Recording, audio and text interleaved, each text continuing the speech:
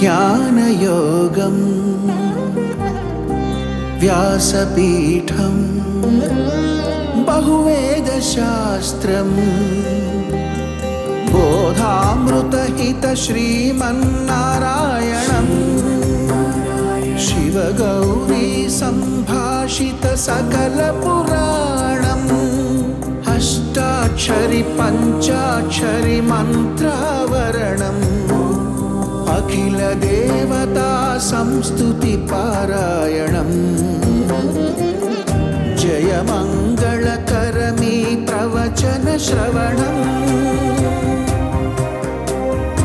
అనుదినము శుభము సుఖము జీవన గమనం దేవరాగం జ్ఞానయోగం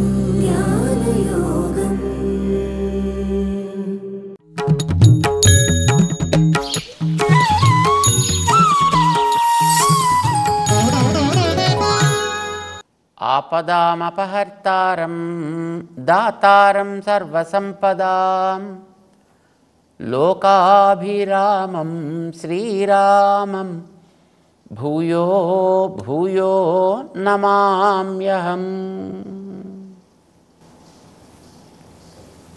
జై శ్రీమన్నారాయణ. ప్రియ భగవద్బంధువులారా, కంటికి కామెల దోషం వచ్చినవాడు అంటే జాండీస్ లాంటిదన్నమాట. వచ్చిన వాడికి లోకమంతా పచ్చగా కనిపిస్తూ ఉంటుంది. అది ఒక దోషం, అది ఒక రోగం. లోకమంతా పచ్చగా కనిపించడం పోవాలి అని అంటే లోకమంతా పచ్చగా ఉండదు ఉండదు ఉండదు అని చెప్పితే చాలదు. వాడికి కంట్లో ఉండేటువంటి దోషం తొలగాలి. అప్పుడే వాడికి లోకం ఎట్లా ఉంది అనేది తెలుస్తుంది. దోషం తొలగాలి అని అంటే దోషం వాస్తవం, అది తొలగాలంటే దానికి వాడాల్సిన మందు కూడా వాస్తవం. యోగ్యమైనటువంటి మందుని కనుక దానికి వాడినట్టయితే ఆ దోషం తగ్గి ఉన్న వస్తువు ఏదో అది ఎలా ఉందో వాడికి స్పష్టంగా గోచరిస్తుంది అనేది మనకి తెలుసు. అలానే వాడికి రోగం పోతుంది తప్ప నాకు రోగం వచ్చను అని వాడి తెలుసుకున్నంత మాత్రం చేత పోదు. కంటిలో ఏదైనా క్యాటరాక్ట్ లాంటి ఒక దోషం ఉన్నవాడికి ఎదురుకుండా కనిపించే ప్రతి వస్తువు రెండేసి కనిపిస్తాయి. వాళ్ళ ఆవిడ నుంచున్నా ఇద్దరిద్దరు కనిపిస్తుంటారు. ఏదైనప్పటికీ రెండు వస్తువులు కనిపిస్తుంటాయి. ఇది కూడా ఒక దోషం. దానికి కాచ దోషము అని పేరు పెట్టారు. సంస్కృతంలో అలా పేరు పెట్టారు దానికి, ఆయుర్వేదంలో. మామూలుగా మనం క్యాటరాక్ట్ లాంటిది అని అంటుంటాం. సో ఇలాంటి దోషం వచ్చింది, నాకు ఆ రెండు కనిపిస్తున్నాయి, చంద్రుళ్ళు రెండు కాదు, ఉండాల్సింది అసలు ఒకడే అని వీడికి తెలిసినప్పటికీ కూడా రెండు కనిపిస్తూ ఉంటాయి. తెలివి వల్ల ఆ రెండు కనిపించడం అనేటటువంటిది మారదు. ఉత్త తెలివి వల్ల మారదు కదా. వాడికి ఎట్లాంటి తెలివైతే అది మారుతుంది. నాకు ఉన్న దోషము తొలగాలంటే తగినటువంటి మందుని తగినటువంటి క్రమంలో నేను వేసుకున్నప్పుడు మాత్రమే ఇది పోవును. ఇలా తెలివి కనుక ఏర్పడ్డట్టయితే ఆ తెలివి ద్వారా వీడు ఒక మందుని వీడు సంపాదించి దాన్ని వేసుకున్నట్టయితే అప్పుడు వీటిలో ఆ దోషం తగ్గి ఉన్న వస్తువు ఏదో ఉన్నట్టుగా కనిపిస్తుంది. దోషం వాస్తవమైనప్పుడు అది పోవటానికి వాడే మందు కూడా వాస్తవం కావాలి. అయితేనే అది పోతుంది, అది లేకపోతే పోదు. ఇది మనందరికీ తెలుసు. అలాగే మనకి ఈ ప్రపంచం ఇది ఎన్నో రకాలుగా ఇదంతా నాది, నా కోసం అన్నట్టు అనిపిస్తోంది. మనకు కనిపించే ప్రతి వస్తువుని కూడా నేను చేస్తున్నా, నేను సంపాదిస్తున్నా, నా కోసం సంపాదిస్తున్నా, నా వల్ల జరుగుతోంది ఇదంతా. ఇలాంటి ఈ నేను నాది అనేటటువంటి భావనలు బహుళంగా జరుగుతున్నాయి. ఇది పోవాలి అనంటే ఏం చేస్తే పోతుంది? కంటి దోషం వచ్చినప్పుడు యోగ్యమైన మందు వేస్తేనే అది ఎలా పోతుందో, కేవలం దోషం ఉందని తెలిస్తే ఎలాగైతే పోదో, అట్లానే ఈ ప్రపంచపు విషయంలో నిజానికి ఇదంతా నేను చేస్తే ఏర్పడలే, నా కోసమే ఏర్పడలే, నా వల్లే నడవటం లేదు. నేను నిన్నొచ్చా, ఈవేళున్నా, రేపొద్దున నా పని అయిపోతుంది. కానీ ఆ ఎదుటి ప్రపంచం అంతటా ఉంటుంది. ప్రపంచం అంతా అయితే ఉంటుంది. ఎప్పుడు నీ తర్వాత వచ్చిన వాడు దాన్ని చూస్తాడు. అంటే ఇందులో మనకు కొన్ని వచ్చి పోయేవి కనిపిస్తున్నాయి, కొన్ని నిలకడగా ఉండేవి కనిపిస్తున్నాయి. ఈ ప్రపంచం అంతా మనకి ఇదంతా నాది నాది అని అనిపించడానికి కూడా కారణం ఒక దోషం లోపల. దాని పేరే అహంకారము అని. మనం నిజానికి చేస్తే ఇది ఏర్పడలే, మనం తీసేస్తే ఇదేం పోదు. మనం దీన్ని ఈ రకంగా మార్చాలంటే మార్చతగినది కూడా కాదు ఇది. అది ఉన్నది ఉన్నట్టుగా నీ మీద తన ప్రభావాన్ని చూపిస్తూ ఉంటుంది, సాగుతూ ఉంటుంది. అది వాస్తవం. వాస్తవం కనుకనే మనం ఈ ప్రపంచంలో తిరగగలుగుతున్నాం. వాస్తవం కనుకనే మనం ఆర్జించగలుగుతున్నాం. వాస్తవం కనుకనే మనం అనుభవించగలుగుతున్నాం. ఇవన్నీ కూడా వాస్తవములు. ఇది మనం లేదు.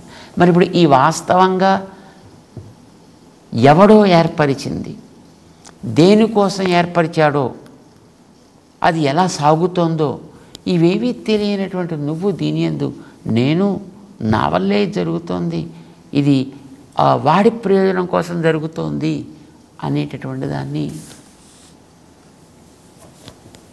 మనం గుర్తించాలి అని అంటే మనకి గుర్తింపచేసేవాళ్ళు ఎవడైనా ఒకడు కావాలి మొట్టమొదట.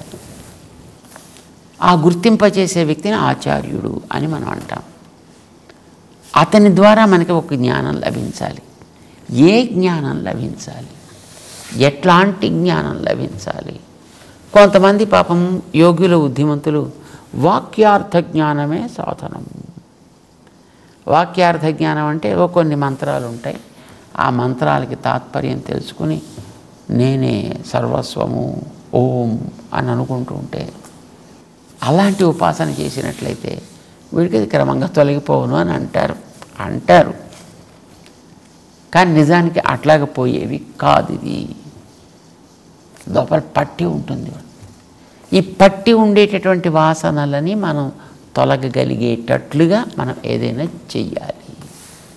చెయ్యాలి. తెలిస్తే చాలదు, చెయ్యాలి. వాక్య అర్థజ్ఞానం చాలదు, వాక్య తాత్పర్య ఆచరణ జ్ఞానం కావాలి. ఆచరణ జ్ఞానం కావాలంటే వీడు పని చేయాలి కదా. పని చేయాలంటే కర్మాచరణ కావలేను. పని చేయాలి. ఎవడికి తగినటువంటి పనిని వాడు చేయాలి. ఏ పని చేసినా వాడికి చెందుతుందా అంటే చెందుతుంది అని మనకి వేదాంతం చెప్తోంది. స్వకర్మణ తమ్ అభ్యర్చ్య అని చెప్తోంది. పని నీది, తమ్ అభ్యర్చ్య, వాడిని నువ్వు ఆరాధన చేస్తున్నట్లు లెక్క. పనిని మానడానికి వీళ్ళే, పనిలోకి ప్రేరేపించాల్సినటువంటి తెలివి లేకుండా ఉండడానికి వీల్లేదు.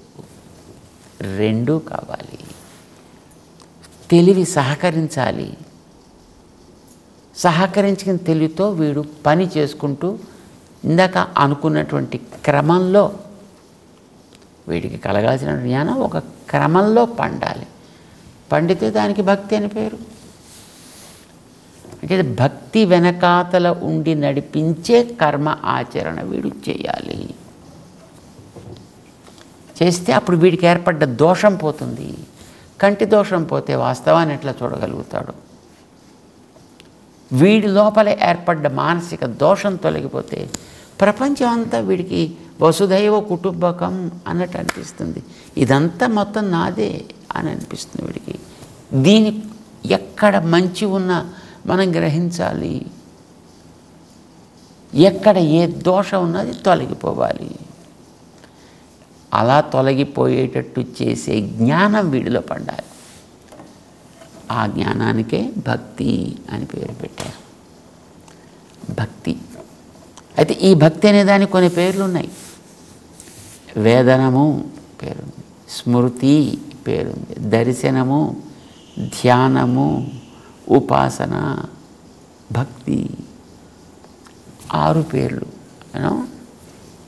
ఈ 6 పేర్లు ఇలా ఉండాలి, ఇలా అవి ఉండాలి అని మనకి వేదాల్లో చాలా చక్కటి విస్తృతంగా వాటి గురించినటువంటి చర్చ చేశారు. వేదనం అంటే ఏమిటి, ఏం జరుగుతుంది దానివల్ల, స్మృతి అంటే ఏమిటి, ఎలా జరుగుతుంది అది, స్మృతి ధ్రువా స్మృతి స్మృతిలంబే సర్వగ్రంథీనాం విప్రమోక్ష. వీడిలో కనుక ఆ ఆలోచన, నిలకడ స్థైర్యం అది కనుక ఉన్నట్టయితే వీడిలో అన్ని కర్మబంధాలు వీడి తొలగిపోతాయి అని అది కూడా ఒకచోట చెప్పడం జరిగింది. ఉపాసన కూడా ఇంకొక పేరు, దర్శనము, ధ్యానము, ఉపాసన, ఇవన్నీ కూడా భక్తికి పేర్లు. అంటే భక్తి అనే ఒక పాక స్థితిని ఇది చేరాలంటే ఇవన్నీ ఒక్కొక్కటి ఒక్కొక్క పూర్వరంగ దశలు అన్నమాట. ఇవన్నీ కూడా పూర్వం ఉంటేనే ఆ భక్తి అనేటటువంటిది వీడికి కార్యకరం అవుతుంది. అలాంటి దానితో తప్ప మరొక దానితో నేను తెలియనయా.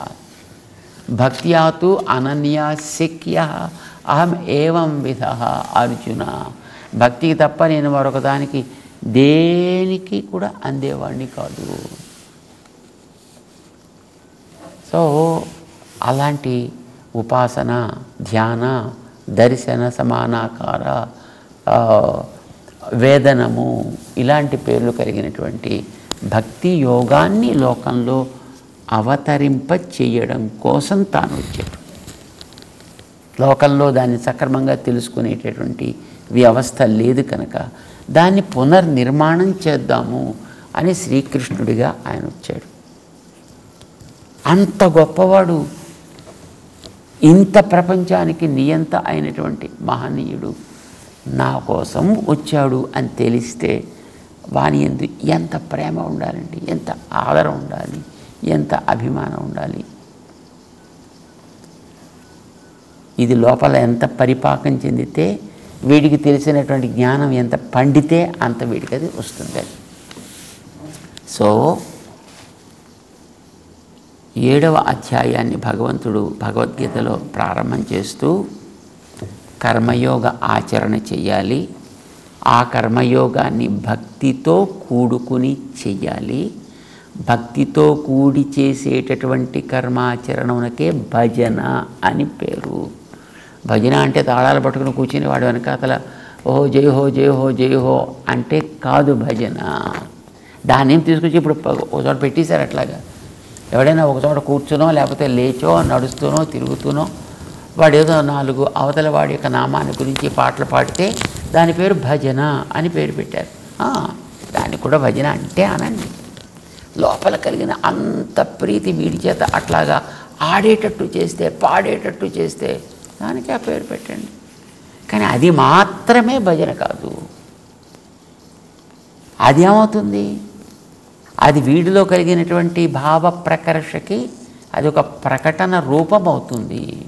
అది బయటికి మనకు కనిపించేటటువంటి స్థితి దాంట్లో ఉంటుంది. అంతవరకు భక్తి కావాలి, భక్తి ప్రేరితమైనటువంటి కర్మ ఆచరణ ఏర్పడాలి. అలా ఏర్పడ్డ వాడికి మాత్రమే భగవంతుడు లభించును. అది లోపల వీడికి కలిగినప్పుడు అది ప్రత్యక్ష సమాన ఆకారంగా ఉంటుంది.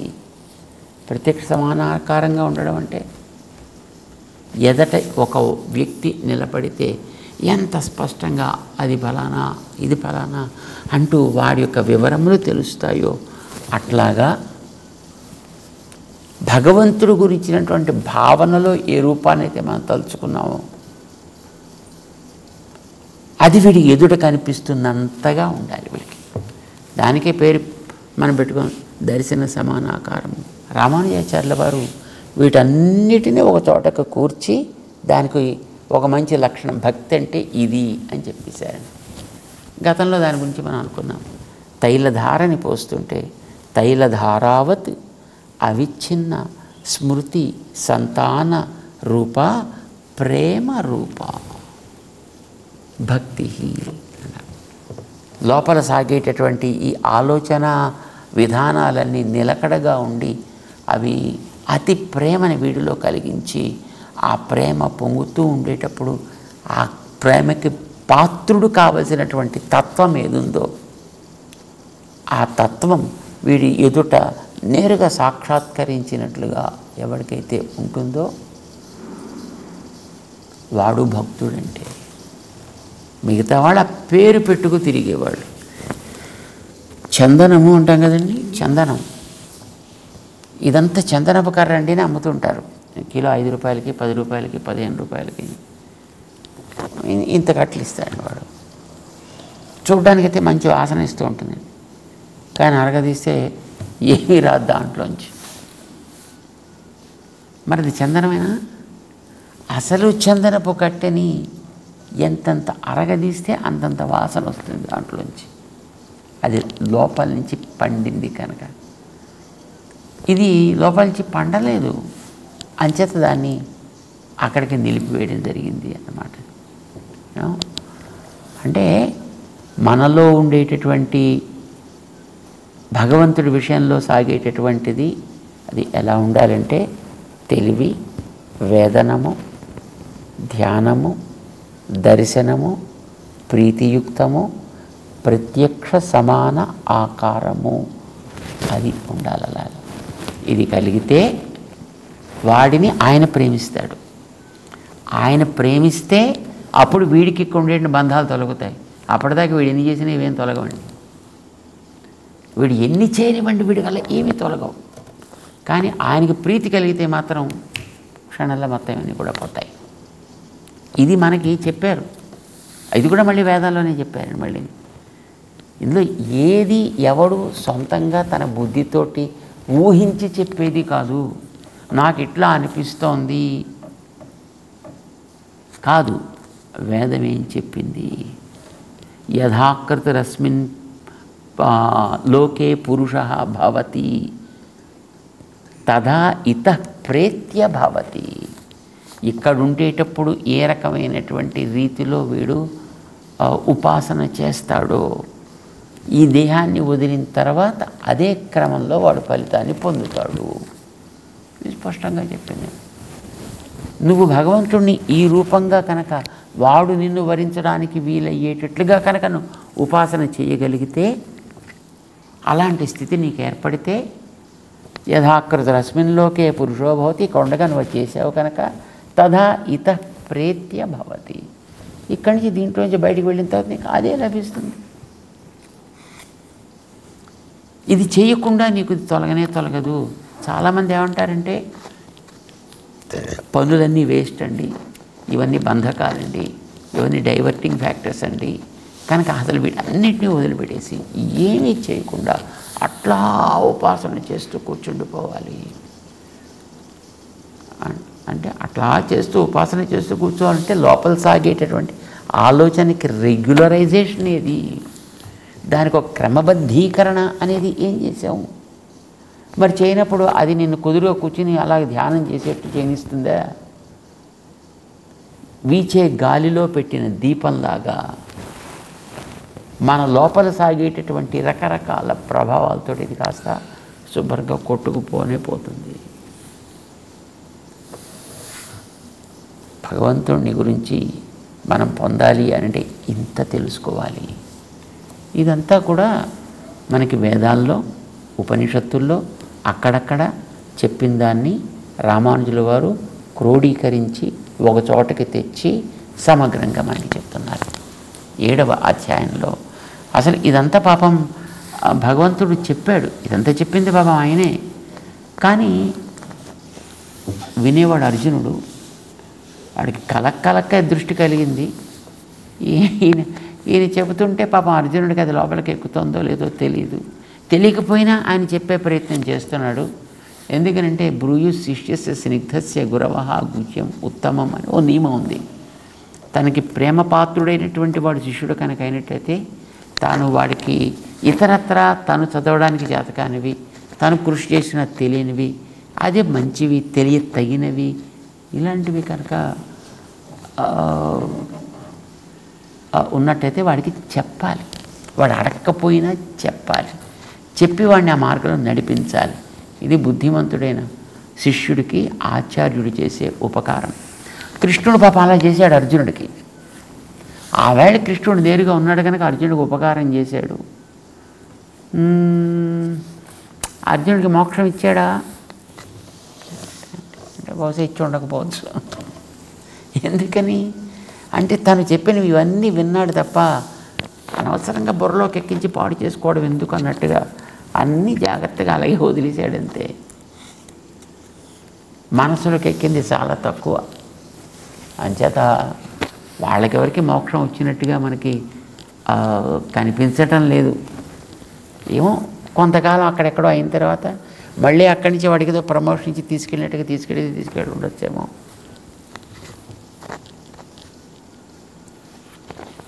గురువు మంచి విషయాలు చెప్పాలి శిష్యుడికి.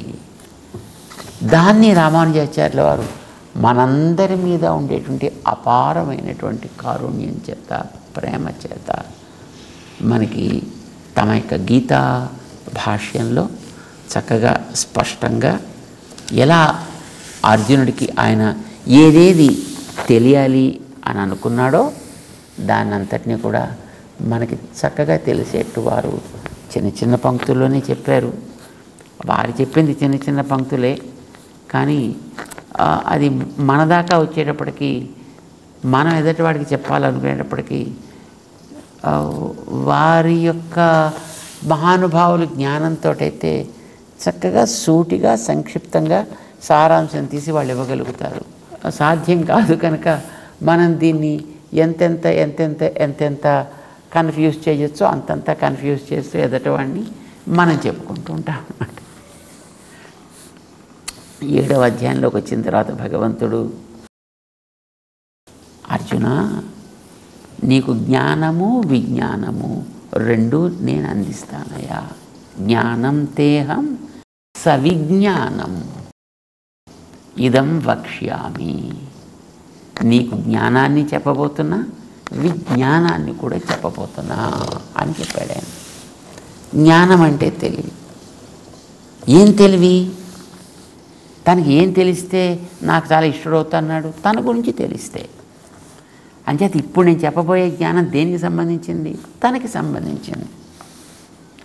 భగవంతుడికి సంబంధించినటువంటి జ్ఞానాన్ని విజ్ఞానముతో పాటు కలిపి చెప్పేదా. తనను గురించి చెప్పాక మళ్ళీ తనకి విజ్ఞానం ఏమిటండి? విజ్ఞానం అంటే విలక్షణమైన జ్ఞానము, విశేషములతో కూడుకున్న జ్ఞానము, విశేషములతో కూడుకున్న భగవత్ సంబంధమైనటువంటి జ్ఞానము. ఏమిటి విశేషాలతో కూడుకోవడం అంటే? భగవంతుడు ఎప్పుడూ ఒంటరిగా ఉండడు. భగవంతుడు ఎప్పుడు కూడా దివ్యమంగళ విగ్రహాకారుడై ఉంటాడు. అంతేకాదు ఈ ప్రపంచానంతటిని కూడా తన విగ్రహంగా మార్చుకొని ఇందులో కూడా ఆయన ఉంటాడు అని మనకి కొంచెం పైకి వెళ్ళాక తెలుస్తోంది. భగవంతుడికి స్వరూపం ఉంది, భగవంతుడికి అందమైన రూపం ఉంది, భగవంతునికి మంచి మంచి గుణములు ఉన్నాయి, కళ్యాణ గుణములు అని అంటాం. అంతేకాదు ఆయనకి మన దృష్టిని తన వైపు ఒకసారి వచ్చిన తర్వాత మళ్ళీ కదలకుండా ఉండేట్టు చేసుకోగలిగేటంత కాంతి కలిగినటువంటి దివ్య ఆభూషణములు ఉన్నాయి, అలంకారాలు ఉన్నాయి, ఎన్నో రకాల చేష్టలు ఉన్నాయి. ఆయన ఒక్కొక్క గుణాన్ని చూపించడానికి చేసినటువంటి ఒక్కొక్క పని, అలాంటి ఎన్ని పనులు ఆయన చేశాడో కదా. సో వీటన్నిటినీ కూడా కలిగిన వాడుగా ఆయన ఉంటాడని తెలుసుకోవడం విజ్ఞానం. విభూతియుక్తుడై ఉంటాడని తెలుసుకోవడం విజ్ఞానం. మనం నడిపించేవాడు ఆయన, మన యోగాలు ఫలింపజేసేవాడు ఆయన, మనకంటే పెద్దోడు ఆయన. ఇది కేవలం జ్ఞానం. ఎందుకు ఎలా అనేది చెప్పడం విజ్ఞానము. ఇది ముందర చెప్పబోతున్నాడు 7వ అధ్యాయం నుంచి. అది చక్కగా మనం కూడా తెలుసుకుంటూ, సంక్షిప్తంగా తెలుసుకుంటూ, మళ్ళీ మనకి బాగా విస్తరించి తెలుసుకుంటే అసలు ఏమింటున్నావో మనకే అర్థం కాదు కనుక ఎంత సంక్షేపించగలిగితే అంత సంక్షేపించి సూటిగా తెలుసుకునే ప్రయత్నం చేద్దాం. జై శ్రీనారాయణ.